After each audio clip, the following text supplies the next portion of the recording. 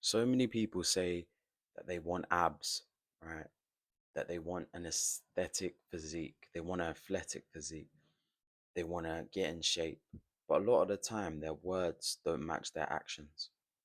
And a lot of people aren't willing to actually put the work in that is required to achieve an aesthetic physique. Because when it comes to trying to achieve an aesthetic physique, a lot of the time, it's just doing the boring stuff day in, day out, which a lot of people can't maintain.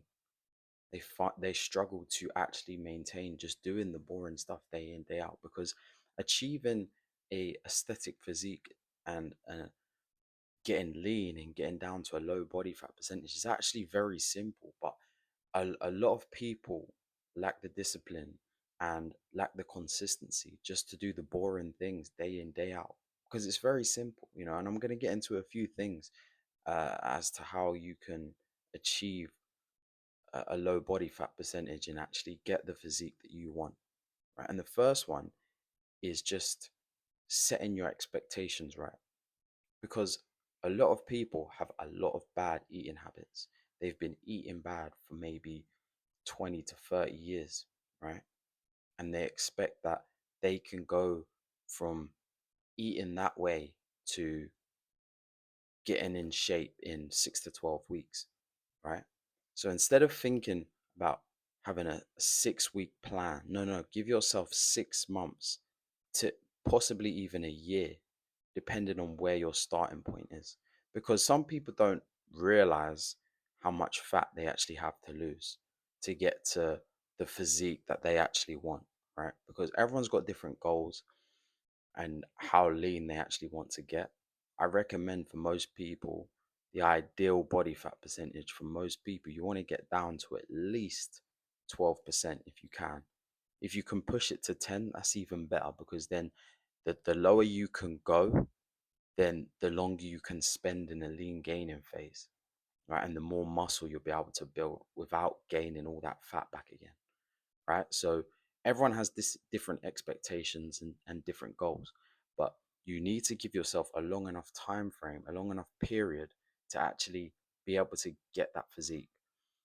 Because a lot of people will think, oh, I want to get in shape in 6 to 12 weeks. I'm gonna cut my calories really low. I'm gonna cut carbs down, and it's not going to be sustainable. You're not going to be able to sustain that if you're cutting your carbs, and crashing your carbs and crashing your calories down to nothing.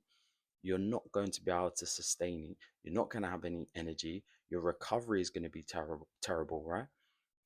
So you have to just understand that fat loss takes time.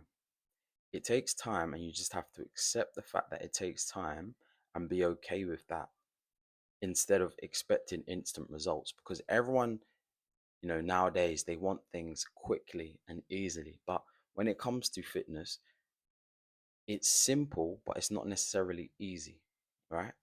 If you stick to the same thing day in, day out, it becomes quite easy, right? But it's having that discipline, having that consistency to do it day in, day out, day in, day out. Because most people, like I said, they'll crash their calories really low, and they'll be eating like 12, 1300, and then from Friday through to Sunday, they'll binge eat, right? And they'll binge eat, and they'll consume 10,000, maybe even more calories, right? And they've just cancelled out their deficit for the whole week, right?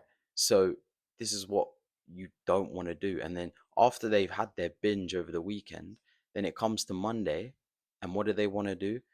They'll want to punish themselves for being bad on the weekend. So they continue to cut their calories really low, which is not what you want to do. You want a sustained deficit that you're going to be able to stick to long enough to achieve the physique that you want, right? So all you need to do when it comes to being in a calorie deficit, you find your maintenance, right? And there's plenty of online calculators. Yes, they're not always 100% accurate, which is why you use the calculator and you run it for 7 to 14 days. And if the scale is trending downwards, you're on the right path. You've got the right amount of calories to consume to lose weight, right? So like I said, you use these calculators, you find your maintenance, and then all you do is you bring the calories down 250, right? So you bring the calories down by 250, and then you want to get 250 calories burnt from some form of cardio. I recommend something low impact, like walking, for example, can be very good because it's low impact. It won't affect your recovery, right? I do incline walking after I do some weight training because it's low impact, doesn't affect my recovery, and I'm able to burn a significant amount of calories just by walking on an incline treadmill, and it doesn't affect my recovery. It has no impact on that.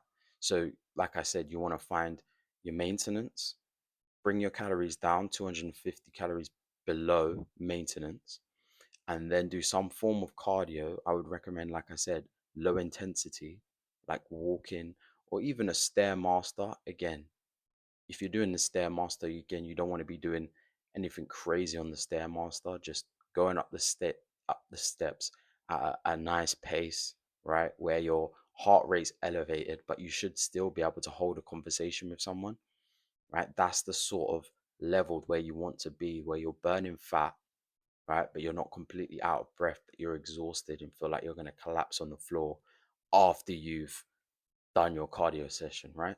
So, like I said, you want to bring your calories down and then do some form of cardio where you're going to burn another 250, and that's going to give you your 500 calorie deficit, and it's done. And what you'll find is your maintenance, especially when you're first starting out, will probably be quite high anyway. So when you're bringing your calories down only by 250, it's not that much. So you'll find you'll be able to maintain that and stick to that for a longer period of time, right? So and a lot of people, right, get into the habit of, if they've had, I don't know, maybe one bad day during the week, they'll try and punish themselves like the day after by slashing their calories. Again, you want consistency, not perfection. One bad day out of the week isn't going to erase the whole week. It's when people get into some bad habits where they'll be good like Monday to Thursday or Monday to Friday, and then Friday their friends ask them to go out for a meal. So they go out for a meal, and then they're having 3 course meal plus dessert, and then they're going out for drinks. And then Saturday comes round, they're going out again, doing the same thing. Sunday, same thing. And that can erase a whole week's worth of deficit, right? Because you're constantly binge eating over a 3 day period. If you want to have a day, say maybe on Sunday, right, that you want to just enjoy yourself a bit, go out with friends, there's nothing wrong with that. But I say to people, rather than make it a cheat day where you're just completely binging, right, throughout the whole day, make it a maintenance day, right? So rather than just having a full binge throughout the whole day, make it a maintenance day. Probably replenish some of your glycogen stores where you've been depleted all week. That's fine, right? But don't turn it into a full binge, especially if you're 20 to 30% body fat, right? You don't need refeeds and these massive cheat days. Have a maintenance day, maybe on Sunday, absolutely fine, right? But what I try and tell people, instead of even having a maintenance day at the weekend, which you don't need, right? You should be